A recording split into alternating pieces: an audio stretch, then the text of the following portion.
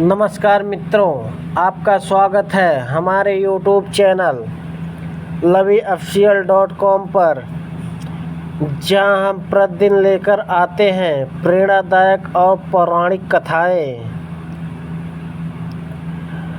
जो आपके जीवन को दिशा दे, मन को शांति दे और आत्मा को जागृत करे।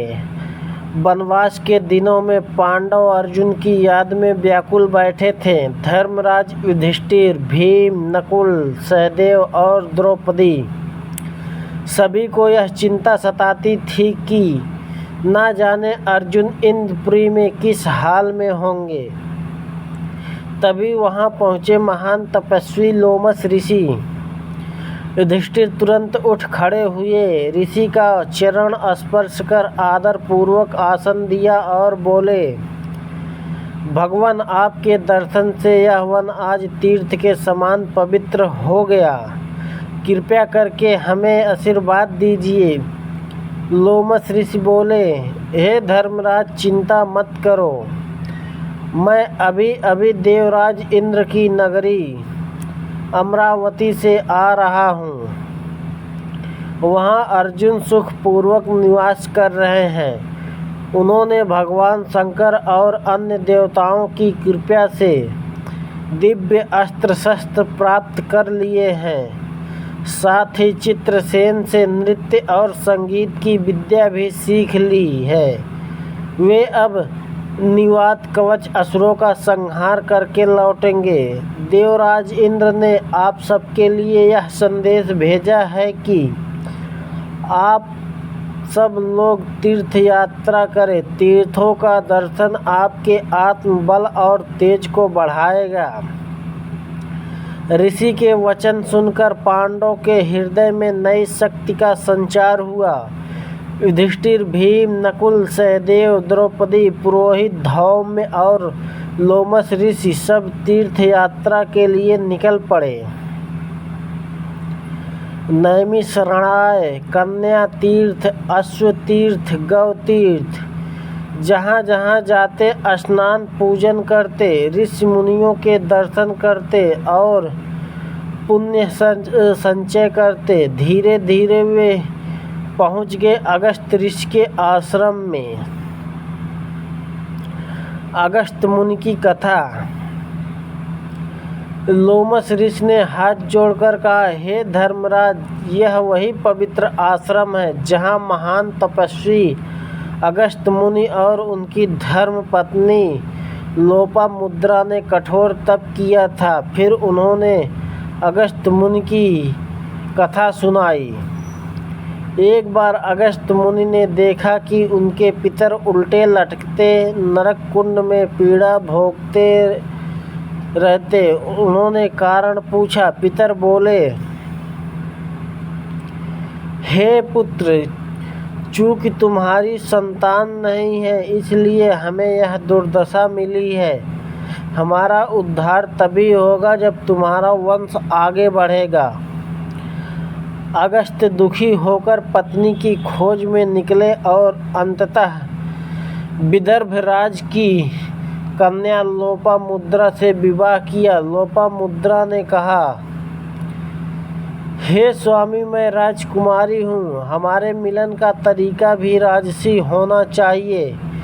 पहले आप धन और आभूषण लेकर आइए। पत्नी की बात सुनकर अगस्त मुनि राजाओं के पास धन मांगने गए, पर कोष खाली था।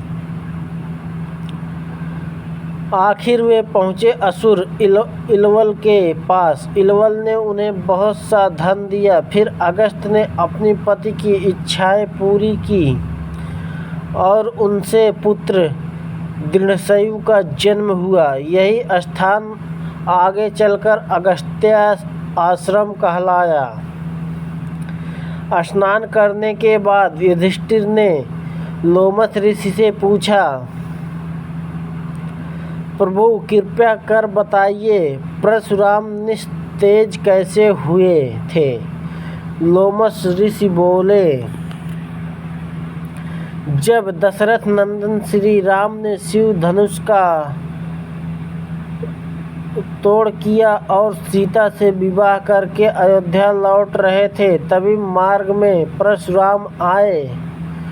उनकी भयंकर जटाएं, तेजस्वी मुख और हाथों में फरसा देखकर सभी भयभीत हो उठे। परशुराम ने राम से कहा, राम, मैंने सुना है कि तुमने शिव का धनुष तोड़ा है। यह तो साधारण बात नहीं, मेरे पास विष्णु धनुष है। यदि तुम सच्चे वीर हो तो इसे उठाकर बाण चढ़ाओ और मुझसे युद्ध करो। राजा दशरथ हाथ जोड़कर बोले, भगवान, आप ब्राह्मण हैं, कृपया कर इन बालकों को अभय दीजिए।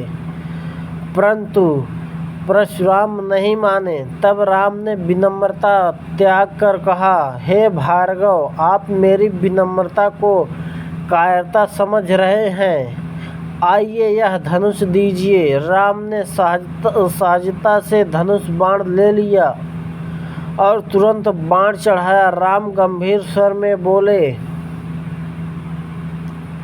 आप मेरे पूज्य हैं, इसलिए यह बाण मैं आप पर नहीं छोड़ूंगा। किंतु यह बाण निष्फल नहीं जाता, इससे मैं आपकी लोक गमन शक्ति नष्ट करता हूँ। राम के शब्द सुनकर परशुराम कांप उठे।